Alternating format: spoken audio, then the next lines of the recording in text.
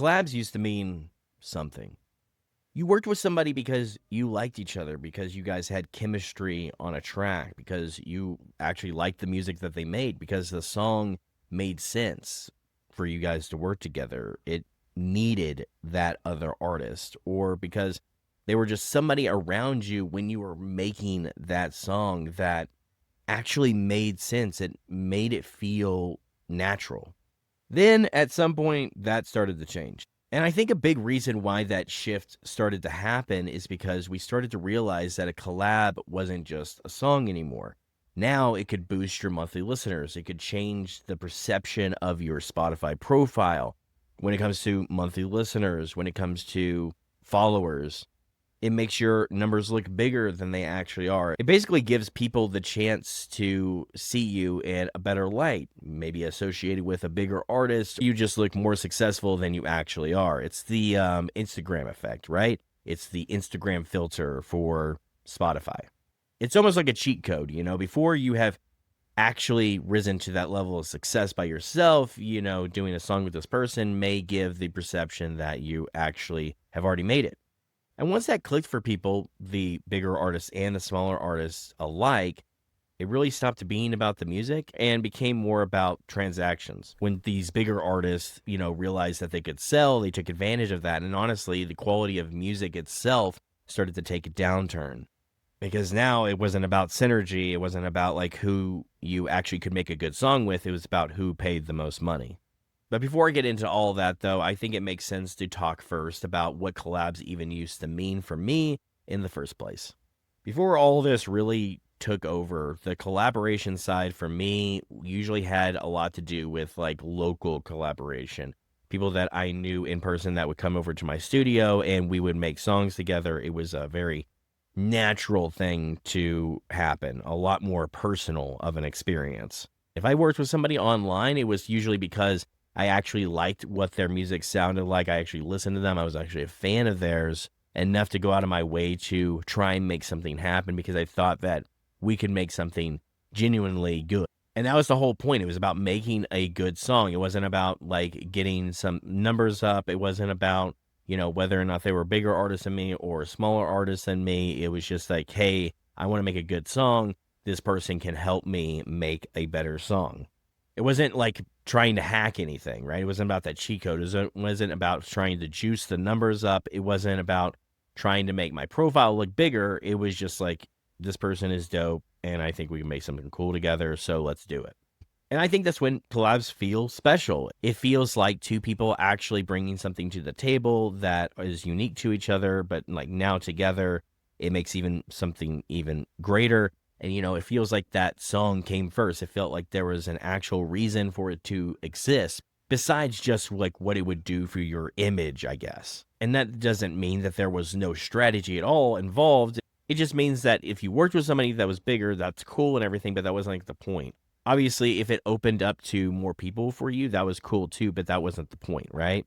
But then around 2021, that really started to change. So around 2021, the big thing that changed was a lot of us started to realize that there was value in tagging people as main artists. We didn't even know that was even a thing that you could even do.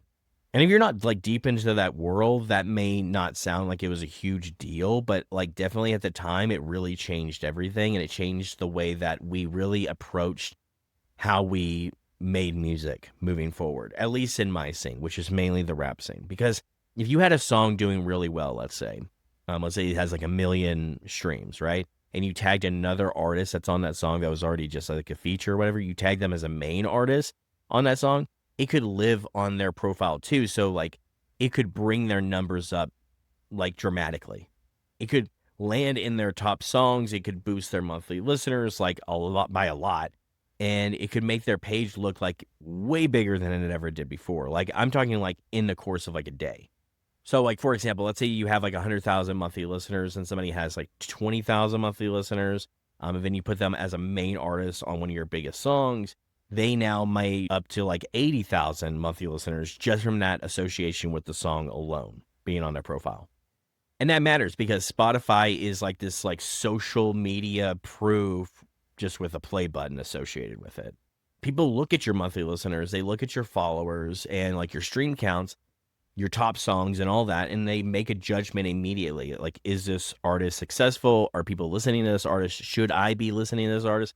A lot of people want to be validated in the idea of listening to an artist before they ever even press play, right? They want to know that other people, have co-signed this artist already. And so those numbers really do become valuable, especially on Spotify in this case. So once artists figured out that a collab could change how your profile looked, and not just how your song performed necessarily, that's where everything started to make that turn, and they started trying to monetize that clout. And so when these songs became products, it became really weird really fast. The collab stopped being about being a creative thing and started becoming a product that they could sell, and it really like muddied the waters. So now you're seeing artists all around like posting on their stories, including myself, like I'm selling collabs, tap in for a feature, or I got opens available. Hit me up if you want a main artist collab, and then you would hit them up in the DMs, and then they would give you a price or whatever, and you would go from there. So there was times I would go on my story and I would talk about selling opens myself, basically songs that were halfway done. They had like a hook on them or a verse. Maybe they were mostly built out already and there was like an open spot for somebody else to jump on there. So the work was already done. That was easier to sell than a whole back and forth, send me the song, wait for the verse, and then kind of go from there and like hope it gets finished or whatever. Because at least then the buyer already had something that they could physically have, at least digitally have, that they could say that was theirs, right? But in general, the culture around collabs changed a lot because this got super normalized. Because you're thinking, okay, I get on a song with this bigger person. Now I'm attached to their fan base. My profile looks bigger now, and now I have some credibility, and I have a really, this entry point into the scene. I got a relationship with this artist, and now, I'm in, right? Just for, the price of, $500 or something, say, for example. And to be fair, sometimes that's true. People might see your name next to an artist and start associating with you together, and you might get a monthly listener bump. You might get some new eyes on you. You might even build a relationship if things click. But I think a lot of people were buying into the best possible scenario. They thought that they were buying long-term fans. They thought that they were getting a real foothold in the scene, credibility, buying this momentum. But a lot of times what happened, or what they were really buying, was just a chance at that, right? It was really a gamble. And those are just not the same thing, because all that really matters is if the song actually works. If the song's actually good, which is contradictory to what I was talking about before. Now these collaborations are becoming worse because we're working with smaller artists and stuff like that. It wasn't about making a good song. Now it's about making money. And if the song was poorly conceived and the synergy's not there, it's not going to be as good of a song. So these chances are few and far between, and I don't think that's the part that a lot of those smaller artists really thought about, but that's actually what they ended up getting. Because if the song comes out and it doesn't really do anything, what did you actually buy? And a lot of artists can have bigger numbers, inflated numbers, because they worked with bigger artists or something. And then you get on a song with them, and then now you're not getting the same kind of jump because their numbers were inflated. They didn't really have that audience to begin with. Maybe over time they can get that, but at that moment in time, they didn't have that. So if the song comes out and doesn't do any good, now your association with this artist is oh, you made a crappy song together. That's not a good look. That's not the scenario that people think about when they send in this money, right? I used to tell people all the time that I would work with, especially these smaller artists, I'd be like, look, if you do this song with me, you can't just throw it out and barely promote it and expect your whole career to change. I want to let you know that that's just probably not going to happen if you, half-ass this, right? If you want this to mean something, you got to really build on it and keep on going. You got to use that momentum. Maybe work with other artists that I'm associated with. Maybe work with other bigger artists that are in the scene, and then really start building out this reputation. You want to stay visible. You want to stay in the mix, right? You can't just do this one song and just be out, right? And a lot of people just never did that. They would just do that one song, then I would never hear from them again, and nobody would ever hear from them ever again, They would buy the song, drop it, and then just hope that the artist association did all the work for them, and then wonder why the boost disappeared. Because you can't really buy like your way into a scene with one song unless that song really smacks and like creates a real moment, right? Let's say gets a big TikTok video or something like that with it, or like a big YouTube video or something like that, and really carries that song moving forward to a bigger audience. It's just gonna be kind of like, I don't know, just a little boost in the graph. That's it. I mean, it's gone. We're talking like temporary numbers, temporary, optics, temporary association. And if you don't know how to build on that, it just fades away. But, I mean, to be honest with you, it's probably even messier than that, to be honest with you, because once people start selling collabs at scale, a lot of people just got sloppy. People would sell features and then just never send them. So it would create a lot of drama. People would just promise collabs and just forget about them. So you'll be waiting on these files forever. Sometimes the buyer disappears, the seller disappears. There's a lot of different factors that go into it, but just creates more drama because now money is involved and, with the economy or whatever situation that they're in financially. I mean, it gets really messy really quick. So now collaborations are becoming transactional, and that makes them also messy and just leads to flaky and low trusted people in general. And that's before you even get to even like the music, like what it actually did to the music itself. And to me personally, this is like the biggest part of the whole conversation, because like the worst thing that this did was not just mess up people's perceptions and expectations when it comes to music, but people's expectations of my music, of, these bigger artists' music. Because once you start adding money into it, now it changes like your decision-making process, whether or not, or how you approach the song making process, how, what songs you decide to do, how much you release, for example. I started releasing every single week, and I would only work with like smaller artists, which like completely inflated my discography, but also with like not as good of songs.